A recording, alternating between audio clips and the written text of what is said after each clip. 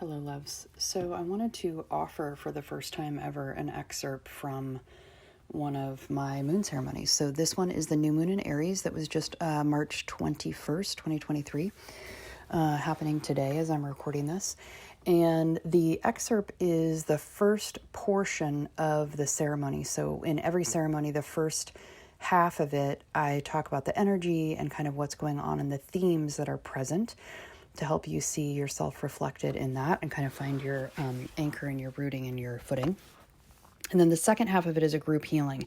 This is the longest one that I have ever done. Usually these are 1 hour, and it's about a half an hour of me setting up the energy and a half an hour of healing ceremony. This one is an hour of healing. And so what you're getting here is an excerpt of the first about 30 minutes of just setting up the energy, just to introduce you to my work, give a flavor for what moon ceremony is all about, so you can see if it's something that you want to dive into further.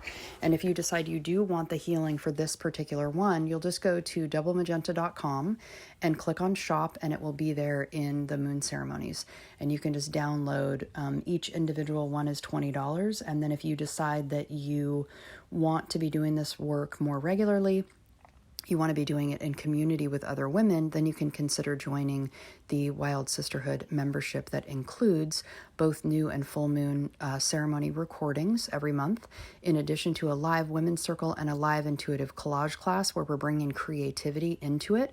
And intuitive collage is used as an oracle reading that unfolds in front of you as you're making your own collage. So it's really beautiful work. There's wonderful women in the group, and it's really an opportunity to do spiritual practice in community in the presence of other women with witness and collaboration and connection. So I offer you this. Enjoy, and reach out if you have any questions. All right, namaste. This is your new moon in Aries for March 21st. I feel slightly unprepared, but I'm hearing from Spirit to just go, to sit down and just riff with what I have and what I know and what I've experienced over the last couple days and week, which has been super, super profound. I'm just getting over a cold that is still residing in my chest, so I sound a little horsey. But wow, the last week has been really, really challenging. I don't know if it has been for all of you. It has been so up in my face. I have been in almost like the most rapid dark night of the soul that I've ever experienced. It's like it took me down kind of slowly, but also quickly.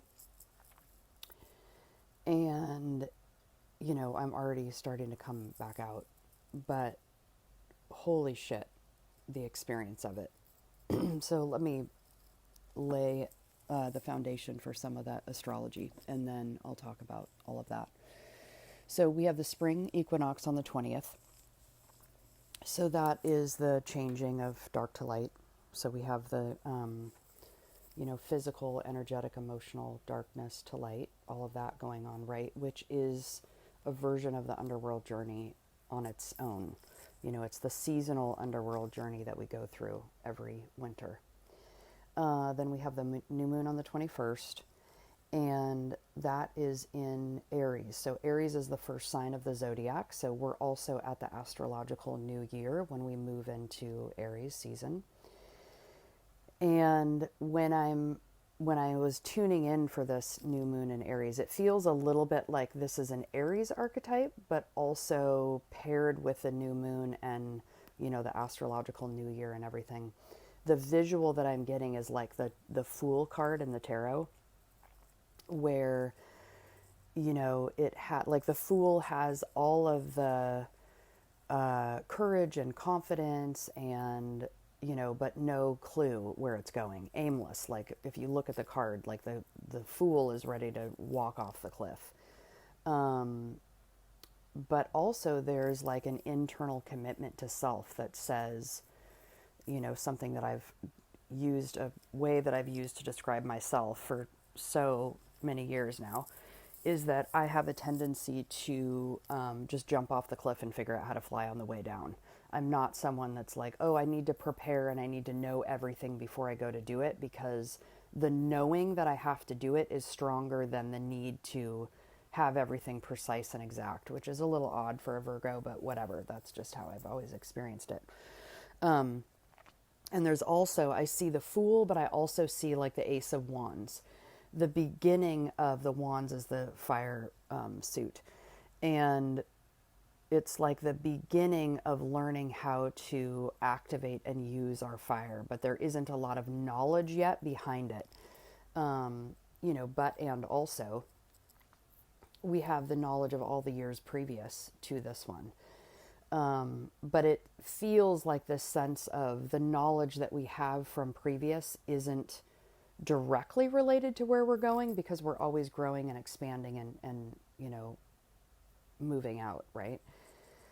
And then I want to touch slightly on the March energy and the divine order, because I almost want to go back and watch my own video just to remind myself what was going on there.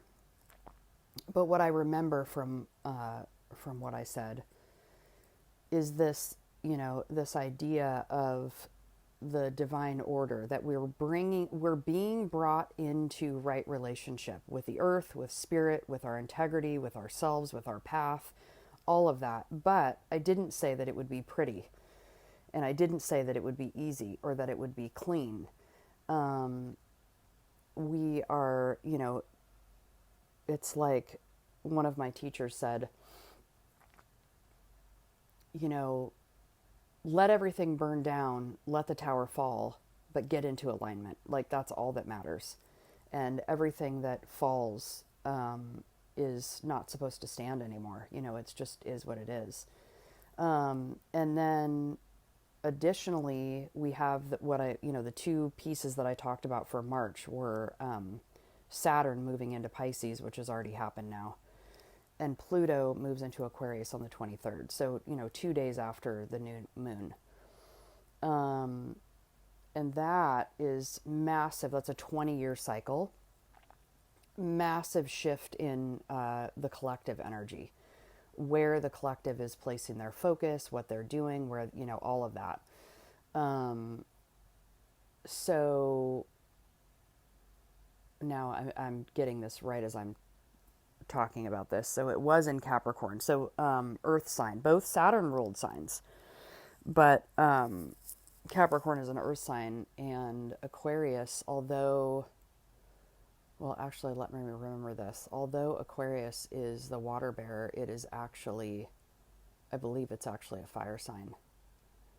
I wish I'd looked at that up before, but anyway. So hang on, I'm going to pause. Okay, I wanted to just look it up really quick, because as I was saying fire, I'm like, actually, I think it's air. So I just confirmed that it is air. Okay, so let me just tune into that now. So we're moving from an earth to an air sign. And the air suit in the tarot is all about the mental plane. So it's where are we putting our mental attention? So with that thinking in mind, and that is totally tracks with where I feel like we're going anyways, because I've been feeling this deep call to dive further and further and further into meditation, yoga nidra. And if you haven't listened to my yoga nidra on Insight Timer, I highly recommend that you go do that, or find other yoga nidras that you like. But what I'm realizing, I'll just insert this here. What I'm realizing is that yoga nidra is a radical act of anomaly in a world that is obsessed with rushing. And especially women, as the sort of gatekeepers of our homes. Like, we are the ones, that saying, when mom's not happy, nobody's happy. We are the gatekeepers of the energy flow in our home. And so we have to be the ones that decide that. So for women, especially mothers, to drop what they're doing, especially in a time when they feel like they have no time to do it, to pause and lay down and go do a yoga nidra, and allow your energy to attune to the etheric realm. And there's a whole science behind that, by the way. Like, there's a huge technology that Joe Dispenza goes deep into about attuning yourself to space, which is 99.99999% of who we are, and we're only 0.0000001% matter. So it's a radical active anomaly in a world obsessed with rushing to pause and do something different. It is at the heart of everything we're doing in the Wild Sisterhood. It's at the heart of all of it because we're coming into right relationship with ourselves, with each other, with the planet, with our creativity. We are putting ourselves on a cadence of the rhythm of the drum. We are including creativity, which is at the heart of everything that we are doing, everything that we are. We are creators. That is what we're here to do. And so when we pause to do that level of rest, we're saying, no, I'm not doing that anymore. I'm not going the way that the world would have me go. I am the dictator, the one in charge of my own life and where I go and where my house goes. So it's a massive, radical active anomaly. So let me tune back into the air element. So the air element is the mental energy. It's associated with the sword suit in the tarot. The sword being the thing that cuts things clean, defines space. And so it's like, I didn't even tune into that until right now. Maybe that's why Spirit just wanted me to go. But so what I'm seeing then, what that means is that over the next 20 years, the arc of energy that we're going from earth to air is to go, okay, well, we're going, that's interesting because earth I would relate to body, but what I'm seeing is we are balancing the two of those things so that we can realize, because what I've been feeling drawn to a ton is getting more and more and more deeper into the body as a way of calming and managing and balancing the mind. Because, you don't need me to tell you that the world is, at like a fever pitch of mental illness right now. COVID showed us that in spades. People have no control over their minds and they let their fear and their emotions run the story. And so it feels like we're moving into, like, that's the arc of it. But for where we are right now, there was a couple things. I wanted to look up the date of, just to confirm that date of the 23rd of when Pluto goes into Aquarius. So I looked it up and I landed on the Chani Nicholas website, and there was a couple things that she said that I was like, oh my God, this is so right here. We must decide where our ingenuity, creativity, and even the divine fit within an increasingly automated world. And then I wrote, this is the thing that I keep seeing over and over and over again that is like the baseline of everything that we're going through right now. We are in a war between organic and inorganic energy because technology has run rampant. It's taken over. And even when you think about those virtual reality machines, those video games, and, even the word meta, that Facebook chose to use the word meta, which is like, seeing yourself as something. It's all such subliminal programming. And all of those, like, AI images that you were seeing around going on, Instagram, turning yourself into an AI image. It's like we're being called to lose our organic nature. We're being programmed into forgetting that we are divine organic life matter. And that is the thing that separates us from everything else. So if we don't stay connected to our organic life matter, which is also what meditation, diet, exercise, yoga nidra, like all these things remind us of our organic matter. And they keep us connected to our intuition. Because when you go further and further and further into automation, you forget that you are organic life matter. And you are giving your power over and over and over again to something outside of you. And then this other line that I wrote down, it literally, these two things popped out on the page. I didn't even read the whole article. Whenever new growth emerges from a dark night of the soul, which I literally just came out of, trust that the CEO of the underworld is involved, meaning Pluto.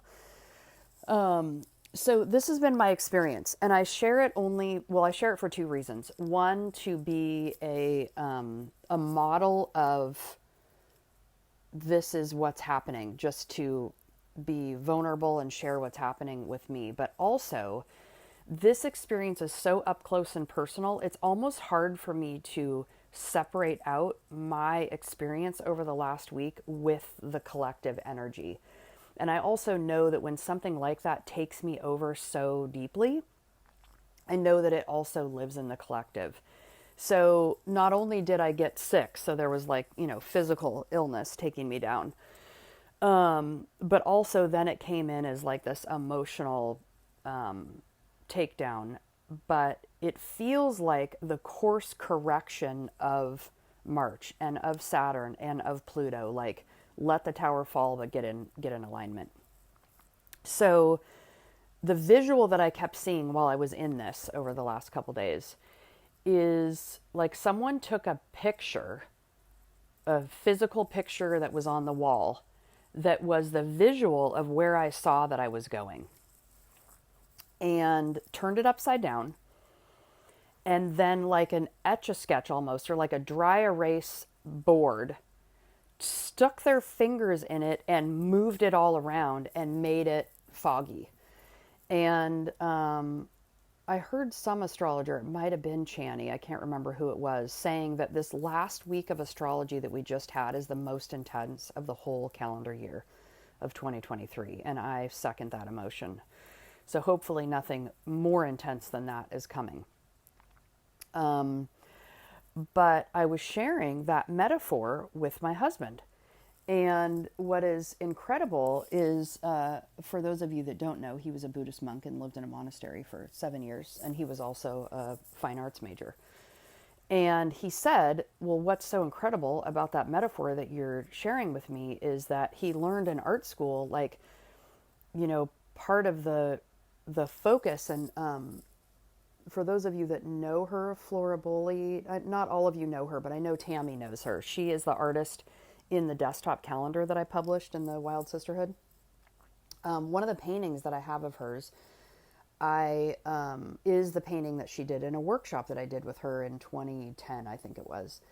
And part of her practice is she paints, and then for a little while, and then she'll flip the canvas a different direction and then paint, and then flip it again and paint and flip it again. And so it ends up, becoming what it becomes.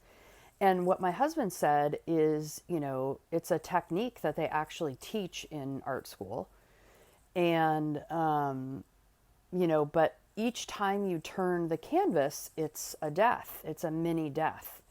And you have to let go of the perspective and everything that came before. And it's also a Buddhist practice of, the constant practice of non-attachment and letting go. And so I share that because, that's kind of the metaphor of where I feel like we have been over the last week. That has been my experience. And it's gone all the way to, the darkness of maybe I just need to shut my business down completely and go back to the corporate world. Because I need to reconcile in myself, like, I'm not making enough money in my business to sustain myself, and to take care of my family and to take care of a daughter who's getting ready to go to college next year and all of that. And the last 5 years have taught me so much. I have grown exponentially. I'm not even close to the same person that I was 5 years ago. And also maybe it's time for some balance in that. And what's ironic in all of this is, less than a week ago, I was feeling so clear in the direction of my business and where I was going that I could feel the potentiality of everything in my business. Like, oh my God, like I'm going to actually springboard now and start to make real money. and that it's going to feel like, my old corporate life. And to be able to do that, because I feel like I've learned enough now that, wow, I actually have the gifts to give and the classes to create. And I want to create a course for entrepreneurs. I want to create an apprenticeship for energy healing for people that want to learn how to do what I do. And I wouldn't be doing this still if I didn't have a deep commitment to seeing the world transform, and to finally honor and value the work that I do, that lives in the unseen realm, that lives in the ethers, that to me is the most important work that we can and should be doing. But anyways, so that's where I feel like we have all been. I'm really going to be curious to hear other people's experience in the group of what has the last week been like, because I have not really talked to anyone of you over this time to find out, how people have been doing. I've been sick and also feeling terrible, so I've been totally holed up in my own energy, and the only people I've really talked to is my daughter and my husband. So I'm curious to hear where people have been. And at the same time, like, there's an awareness of, even if I were to go back to corporate work, maybe it's only part-time, but I couldn't, like, this is who I am. And,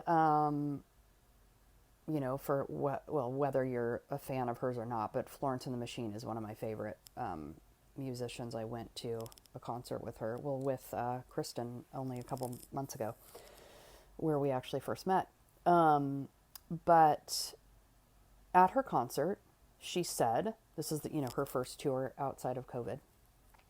And she said during COVID, like, she had some really dark times because she realized that she's not good at anything else. And there's nothing else that she could do or offer to the world to sustain herself or to make money.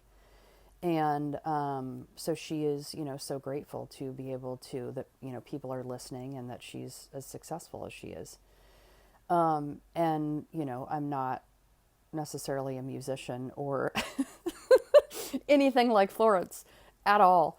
But I feel like that sometimes about my work. Like, besides being, my former corporate life of being a director of operations and having that whole, like, back end of business management and everything, what else am I good at? So, it's that, like, it feels like for all of us, that question is up. Like, are you going to commit to the thing that your soul is here to do?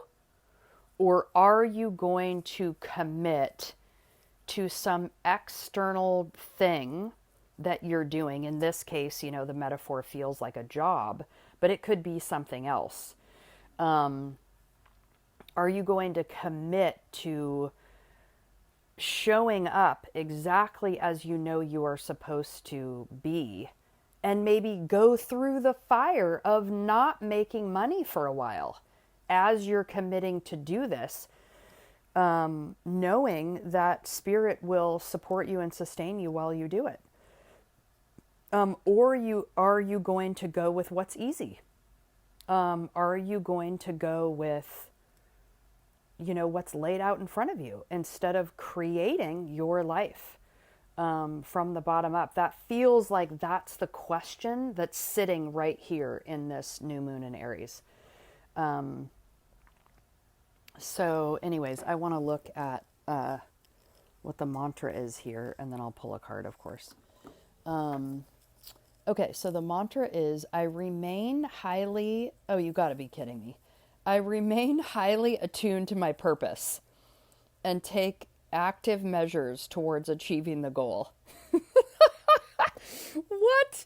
Okay, I'm going to say it again. I remain highly attuned to my purpose and take active measures towards achieving the goal. So again, that feels like it's a nod to the energy that was in I think it was in February when I said you couldn't pick a better time to watch Rocky. And of course, you know, one of the sequels, the Creed movie, is out. I think it's still out in the theaters. And I have felt like that so much. And just as an entrepreneur in general, if you have or plan to ever take up that work, it will bring you to your knees in every single way.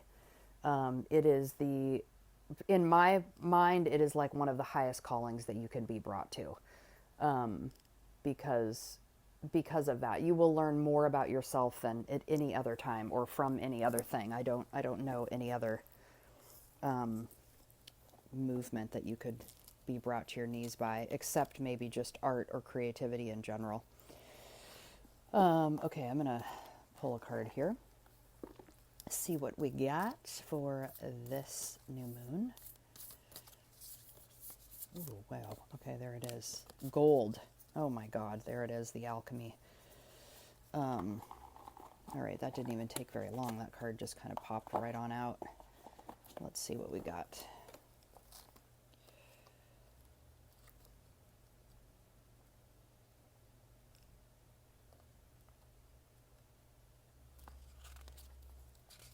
All right, almost there. Okay, illumination, splendor, culmination.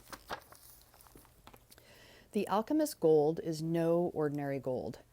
It is not found in rings or coins or necklaces. I just want to pause because right when I saw rings, I immediately saw Saturn. And if you'll note, Saturn, of course, is the only planet that has rings around it. Rings being this sense of boundaries. I'm willing to take up more space than all the other planets to, protect myself and make sure that my boundaries are in order so that I can do the work that I do. That's what I'm getting right here. It is a substance buried deep within, sometimes referred to as gold of the wise, philosophic gold, the ethereal stone, or the divine quintessence,